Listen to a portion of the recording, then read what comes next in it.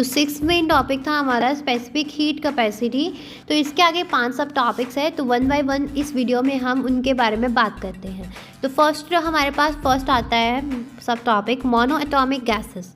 तो mono atomic gases molecule जो है of a mono atomic gas सिर्फ जो है 3 ट्रांजिशनल डिग्री ऑफ फ्रीडम उसके अंदर होते हैं, और एवरेज एनर्जी जो है मॉलिक्यूल की at a temperature T is 3/2 kBT।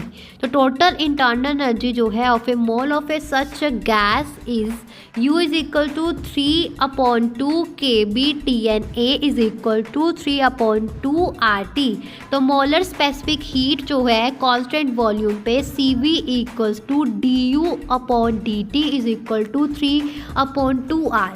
तो for an ideal gas CP minus CV is equal to R और CP is equal to 5/2 R। तो CP upon CV is equal to 5/3। तो diatomic gases second sub topic है। तो diatomic molecule जो है वो उसको एक रिजिड रोटर की तरह जो है treated as a rigid rotor like a dumbbell has a 5 degree of freedom. 3 translational होते हैं और 2 रोटेशनल होते हैं, और हम इसको यूज़ करके law of equipartition of energy करते हैं। इसको हम law of equipartition of energy में यूज़ करते हैं। और टोटल इंटरनल एनर्जी जो है mole of such a gas is U is equal to 3/2 kBT and A is equal to 3/2 RT। और molar specific heats are CV मतलब rigid diatomic is equal to 5/2 R। CP is equal to 7/2 into R, और rigid diatomic is equal to 7/5। और अगर diatomic molecule जो है rigid नहीं है but has in addition a vibrational mode तो U is equal to 5/2 kBT plus kBT into an A is equal to 7/2 into RT।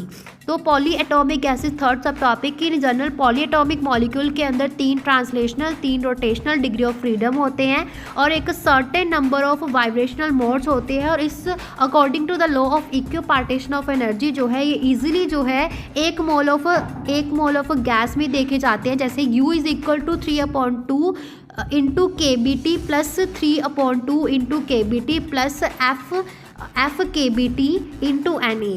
Next हमारे पास आता है CV is equal to 3 plus F into R और CP is equal to 4 plus F into R।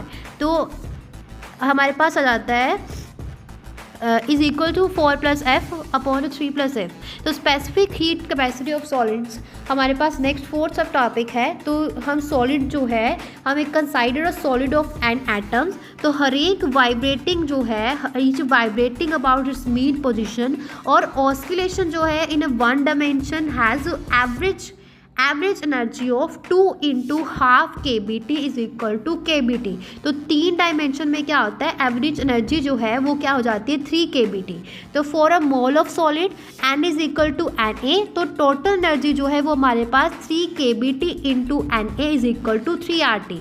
तो अभी constant pressure पे delta Q is equal to delta U plus P delta V is equal to delta U। तो since for a solid delta V क्या हो जाता है negligible हो जाता है, और C is equal to delta Q upon delta T is equal to delta U upon delta T is equal to 3R।